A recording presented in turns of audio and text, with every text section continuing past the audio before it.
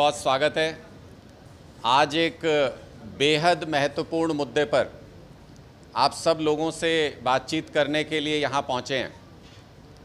दरअसल हरियाणा की भारतीय जनता पार्टी की सरकार गरीब किसानों को लूटकर, उनकी ज़मीनें हड़प कर अपने नेताओं को करोड़पति बनाने, उनकी जेबें भरने की एक बहुत बड़ी घोटालेबाज योजना लेकर के आई है।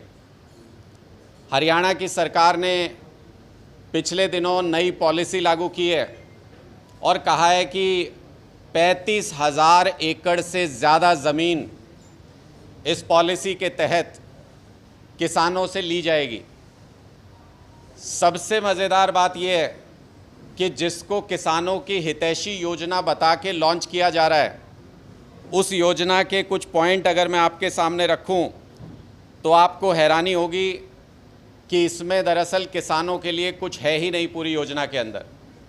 सबसे पहले ये कहा जा रहा है कि 10 एकड़ से कम ज़मीन वाला जो किसान होगा वो सीधे सरकार के पास अपनी ज़मीन नहीं दे सकता। तो इसका मतलब 95% से ज़्यादा किसान जिनका रकबा 10 एकड़ से कम है, बल्कि उससे भी ज़्यादा होंगे, 96-97% होंगे, उनकी सरकार के साथ कोई सीधी साझेदारी नहीं है। सरकार उनसे सीधे ज़मीन नहीं खरीदने वाली।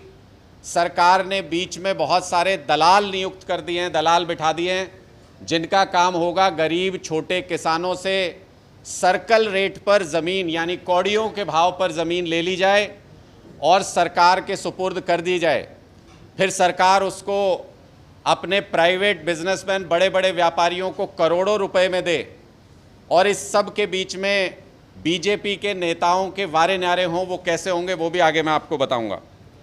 किसान की ज़मीन पर जो प्रोजेक्ट बनने वाला है, इस पूरी पॉलिसी के अंदर उसमें किसानों की कोई हिस्सेदारी नहीं रखी गई है। इसका मतलब कि कौन कहाँ पर फैक्ट्री लगेगी, कहाँ पर रेसिडेंशियल बिल्डिंग बनेगी, उसमें किसान को कोई प्लॉट उपलब्ध नहीं कराया जाएगा। उसको सिर्फ एक मुश्त सर्कल रेट के ऊपर पैसा दे दिया जाएगा। 2013 का एक्ट, जिसके खिलाफ किसानों ने काफ़ी चर्चा की, काफ़ी उसके खिलाफ आंदोलन किए, लेकिन उसके अंदर भी ये प्रावधान किया गया कि मार्केट रेट का 4 गुना पैसा किसान को ज़मीन ली जाएगी तो उसके बदले में दिया जाएगा। लेकिन ये सो कॉल्ड किसान हितैषी पॉलिसी हरियाणा सरकार की, इसमें कहा गया है कि अधिकतम पैसा जो किसान को दिया जा सकता है वो सर्कल रेट का 3 गुना, मार्केट रेट नहीं, सर्कल रेट का 3 गुना अधिकतम पैसा किसान को दिया जा सकता है। जो बीच में सो कॉल्ड दलाल नियुक्त किए जा रहे हैं, उनको ये लालच दिया जा रहा है कि अगर कोई दलाल सर्कल रेट पर छोटे किसान से ज़मीन लेके सरकार को देगा तो उसको 3,000 रुपये प्रति एकड़ इनाम दिया जाएगा। यानी सरकार प्रोत्साहित कर रही है इन सब दलालों को कि आप सर्कल रेट पर ज़मीन हड़प करके सरकार को दे दीजिए किसी भी तरह से। किसान के पास अपनी ज़मीन का रेट निर्धारित करने का या कोई तय रेट है ही नहीं। किसान को सिर्फ अपनी तरफ से सर्कल रेट से ज़्यादा या सर्कल रेट का एक बोली लगानी पड़ेगी, अप्लाई करना पड़ेगा कि मेरी ज़मीन इस रेट पे ले लीजिए।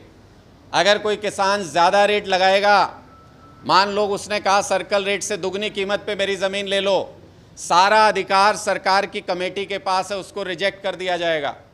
और जो मजबूरी में फंसा किसान है, जो सर्कल रेट पर ऑफ़र करेगा, उसकी ज़मीन ले ली जाएगी। ये सारे अधिकार कमेटी के पास हैं। नायब सिंह जी की कैबिनेट ने पूरी बेशर्मी के साथ एक ऐसी योजना लागू की है, एक ऐसी योजना को अलाउ किया है जिस योजना में छोटे किसानों का प्रताड़ित किया जाना लगभग निश्चित है। जो भूमिहीन किसान हैं उनके बारे में इस पॉलिसी में कुछ नहीं कहा गया है। पूरे के पूरे गांव उजड़ जाएंगे, पूरे गांव की ज़मीन ले ली जाएगी, लेकिन उस गांव में जो काम करने वाले लोग हैं, जो मज़दूर हैं, जिनके पास ज़मीन नहीं है, जो उसी ज़मीन पर निर्भर करते थे, उनका क्या होगा, उनके पुनर्वास के बारे में सरकार का इसमें कोई प्लान नहीं रखा गया है।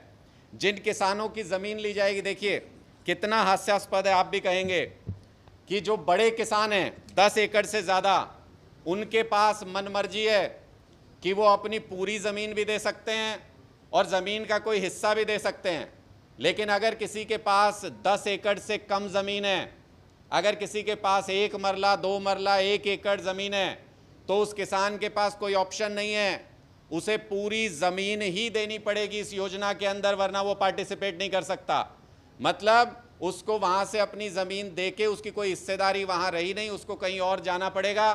और अगर सर्कल रेट से किसान को पैसा मिलेगा तो कहीं और ज़मीन खरीदने के लायक भी किसान इस योजना में नहीं है, वो नहीं खरीद सकता। सरकार कोई स्टाम्प ड्यूटी में रियायत भी नहीं दे रही है किसान को, ताकि वो कहीं और जाके ज़मीन खरीदना चाहे तो उसको कोई स्टाम्प ड्यूटी में रियायत भी नहीं है। मतलब ये पूरी तरह से लूट योजना है। लेकिन सवाल ये है कि अगर इस योजना में किसानों के लिए कुछ है ही नहीं, तो फिर ये योजना सरकार ला क्यों रही है? आप सब भी सोच रहे होंगे, भाई किसान का कुछ तो भला सोचा होगा सरकार ने, किसी के भले में तो होगी ये पॉलिसी, वरना सरकार क्यों ला रही है इसको? तो अगर आप इस बात पे नज़र डालेंगे कि इस योजना में ज़मीनें कहाँ कहाँ ली जा रही हैं, तो आपको समझ आ जाएगा कि सरकार ये योजना क्यों ला रही है और किसके लिए ला रही है। क्या ये महज इत्तेफाक है कि भारतीय जनता पार्टी की सरकार के बड़े बड़े मंत्रियों, नेताओं, यहाँ तक कि मुख्यमंत्री के इलाके की ज़मीन भी इस योजना में आती है? लोगों के बीच में ये चर्चा चल रही है कि जहाँ जहाँ पर ये ज़मीनें ली जा रही हैं, उन सारी जगहों पर पिछले 1-2 साल के अंदर भारतीय जनता पार्टी के नेताओं ने, इनके मंत्रियों ने, यहाँ तक कि मुख्यमंत्री के करीबी लोगों ने भी सैकड़ों एकड़ ज़मीन जुटा ली है और उस ज़मीन को करोड़ों की ज़मीन में कन्वर्ट करने के लिए ये सारे इंडस्ट्रियल और ये रेसिडेंशियल योजनाएं इन इलाकों में लाई जा रही हैं। बड़े बड़े जो लैंड चंक हैं वो ऑलरेडी कुछ लोगों के पास हैं जो इस पूरी योजना से मुनाफा कमाने वाले हैं। हमारी ये मांग है कि अगर सरकार इसमें, नायब सिंह जी, उनके मंत्री और सरकार अगर इसमें ईमानदार दिखना चाहती है, बाहर निकलना चाहती है इस पूरे आरोप से, तो पिछले 2 साल के लैंड रिकॉर्ड्स इन सारे इलाकों के जिनमें ये योजना लाई जा रही है, खरीद बेच के सारे रिकॉर्ड सार्वजनिक किए जाएं, ताकि ये पता चल सके कि भारतीय जनता पार्टी के वो कौन से नेता हैं, वो कौन से खास लोग हैं जिनको मुनाफा पहुंचाने के लिए, करोड़ों की लूट करवाने के लिए ये योजना लाई गई है। मुझे तो कई बार बहुत हैरानी होती है। अंबाला के इलाके में मैं याद करता हूं तो सन 11-12 की मुझे लगता है बात होगी, जो सीनियर लोग हैं यहाँ वो जानते भी होंगे, जो उस समय रिपोर्टिंग कर रहे थे। अनिल विज जी धरने पे बैठ गए थे। अनिल विज जी ने कहा, उस टाइम IMT आ रहा था अंबाला में, अनिल विज जी धरने पे बैठ गए। उन्होंने कहा नहीं, उपजाऊ ज़मीन IMT के लिए नहीं ली जा सकती। सरकार को वो IMT रद्द करना पड़ा था उस टाइम पे। अनिल विज जी ने किसानों के साथ मिलके उसका इतना विरोध किया था। आज अनिल विज जी, उस टाइम तो 1800 एकड़ ज़मीन ली जा रही थी IMT के लिए, आज अंबाला डिस्ट्रिक्ट के अंदर 5000 एकड़ ज़मीन ली जा रही है। अनिल विज जी कहाँ हो आप? क्या आपने नायब सिंह जी के सामने, खट्टर जी के सामने, क्या अनिल विज जी ने सरेंडर कर दिया है? क्या अब अनिल विज जी किसान हितैषी नहीं रहे? क्या अब उनको उपजाऊ ज़मीन की बर्बादी नज़र नहीं आती?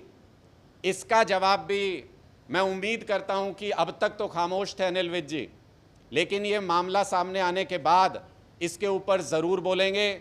उनको भी अच्छे से मालूम है कि भारतीय जनता पार्टी के अंदर कौन लोग हैं जो इससे करोड़ों करोड़ रुपए कमाने जा रहे हैं, और अनिल विज जी की खामोशी का राज भी वही अच्छे से बता सकते हैं। रही बात कि ये मुद्दा चर्चा में हरियाणा में अब तक क्यों नहीं आया, आ जाना चाहिए था। किसान संगठन और गांव के लोग जगह जगह पर इस पॉलिसी के खिलाफ विरोध प्रदर्शन कर रहे हैं।